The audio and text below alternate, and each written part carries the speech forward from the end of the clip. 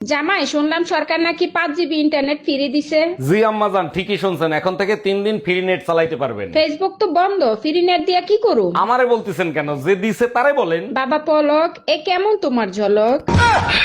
জানেন ভাইজান, আপনার আর ভাবির ভালোবাসা দেখলে প্রচন্ড হিংসে হয়। 1 মিনিট, আপনার মনে হয় কোথাও ভুল হচ্ছে। আমাদের ভালোবাসা দেখলেন কোথায়? সেদিন মার্কেটে রোমান্টিক ভাবে ভাবির হাত ধরে হাঁটতেছিলেন তো তাই।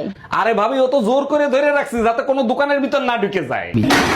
আজকে একটা সত্যি কথা বলি, তোমাকে দেখলেই আমার দিনটা খারাপ যায়। মনে রেখো, একদিন পাগলের মতো হন্য হয়ে খুঁজবে তুমি আমাকে। তোমাকে আমার কেন খুঁজতে হবে? আমি কি তোমার প্রেমে পড়ছি নাকি? শুধু একবার 50,000 টাকা ধার তো দিয়ে দেখো।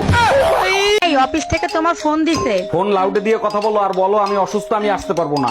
হ্যালো স্যার, ও তো অসুস্থ, ও আজকে অফিসে যাইতে পারবে না। ওনারে বললেন ওনার টুম্পা ভাবি অসুস্থ, উনি যদি অফিসে আসে তাহলে আমি বাসায় যাইতাম। স্যার, আপনি একদম টেনশন করবেন, আমি 5 মিনিটের ভিতর টুম্পা ভাবির কাছে যাচ্ছি। স্যার, আপনি ভাবির কাছে যান, ওনারে নিয়ে আমি একটু পরে হাসপাতালে যাব।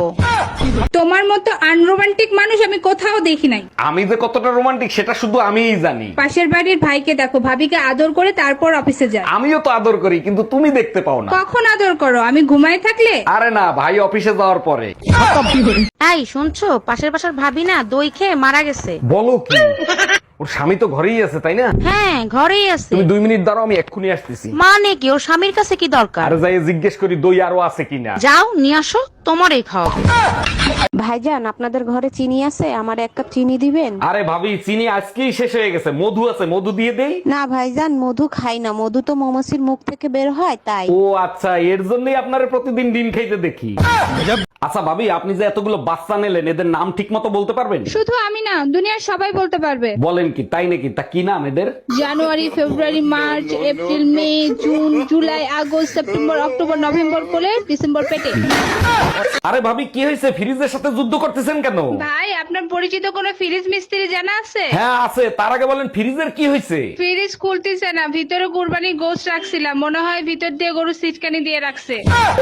ডাক্তার, আমার বউয়ের রিপোর্ট দেখছেন? রিপোর্টে সব ঠিকঠাক আছে তো? কংগ্রেচুলেশনস অরুণ সাহেব, আপনার বউ 6 মাসের প্রেগনেন্ট। আরে ডাক্তার, এইটা কিভাবে সম্ভব? আমি তো বিয়েই করছি 3 মাস হয়েছে। আপনার বইয়ের ভালোবাসা অনেক গভীর তো, তাই বিয়ের আগে প্রেগনেন্ট হয়ে গেছে। এই টুম্পা, তোমার ছেলের মনে হয় খিদা লাগছে, আরে কিছু খাওয়াও। কিছুক্ষণ আগে ওরে খাওয়াইছি, তুমি এক কাজ করো, ওরে 1 গ্লাস পানি খাওয়াও। আচ্ছা ঠিক আছে। আর শোনো, পানি খাওয়ানোর আগে ফুটিয়ে নিও। ছেলেরে ফুটাইলে ছেলের কোনো ক্ষতি হবে না তো? আমি পানি ফুটাতে বলছি, ছেলে কোথায়? ভাবি, আমি না আপনার জন্য একটা গিফট আনছি। বলেন কি, তাই নাকি? তা কি গিফট আনছেন? আপনার জন্য একটা ঘড়ি আনছি। বলেন কি, তাই নাকি? তাহলে আপনার নিজের হাতে পরিয়ে দেন। তাই নাকি? এ জানলে তো আপনার জন্য একটা পেটিকোট আনতাম। চাইলে আমি আপনাকে পরাই দিতাম। এই আজকে দুপুরে রান্না কিরকম খাইলা? অনেক স্বাদ হয়েছে। তোমার হাতের রান্না তো 5 স্টার হোটেলের থেকেও সুন্দর। কিন্তু তোমার ছেলে তো বললো দুপুরের খাবার অনেক জঘন্য হয়েছে। আরে বাবা, ও তো বাচ্চা মানুষ, বিয়ে করুক তখন বুঝবে স্বাদ কাকে বলে। তার মানে আমি জঘন্য রান্না করি, তাই না? অরুণ ভাই, শুনলাম আপনার মোবাইল নাকি চুরি হয়ে গেছে। জি ভাবি, ঠিকই শুনছেন। থানায় রিপোর্ট লেখায় দেখেছি, গিয়ে দেখি মানিব্যাগ চুরি হয়ে গেছে। থাক ভাই, মন খারাপ করবেন না, আল্লাহর কাছে দোয়া করেন, সব ঠিক হয়ে যাবে। মসজিদে দোয়া করতে গেছিলাম, বেরোয় দেখি স্যান্ডেল চুরি হয়ে গেছে।